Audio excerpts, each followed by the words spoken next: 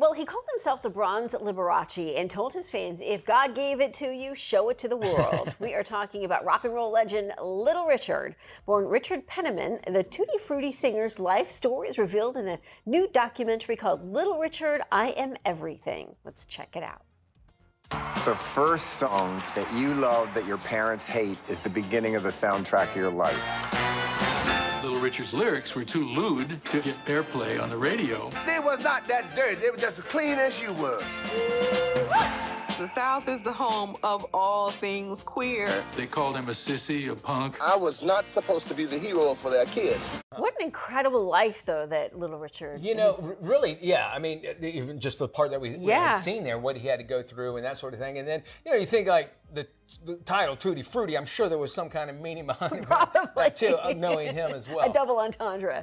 Yeah. Well, the Writers Guild of America recently went on strike for the first time since 2007. That walkout lasted 100 days and gave us more reality TV than we ever really wanted. So you can thank the writers' strike for that one. Now, some studios are pushing to have non-union writers in other positions work on projects, even if it's against their own guild's mandate.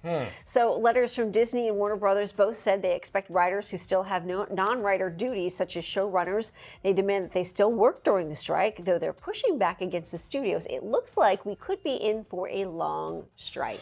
Okay, so the strike, from what I'm hearing, a lot of these writers, one particular one, they said it was a guy who wrote for a sitcom, very popular sitcom, but he also wrote a jingle or something like for a commercial, and he got paid about 4 to 5 times more for this commercial than he would have for this sitcom that he had, which was long form instead of like a 20, 30-second commercial and that sort of thing. So they're trying to get more money doing that, which I can kind of understand. And now there's more outlets. Right. So there's a couple major points of contention. One is, of course, the streaming, credit and money for the streaming rights. And the other thing is this whole AI and the Chat GPT stuff, where it's like, well, we're facing this new change in our industry where you can basically go to a computer and have it spit out a script, right?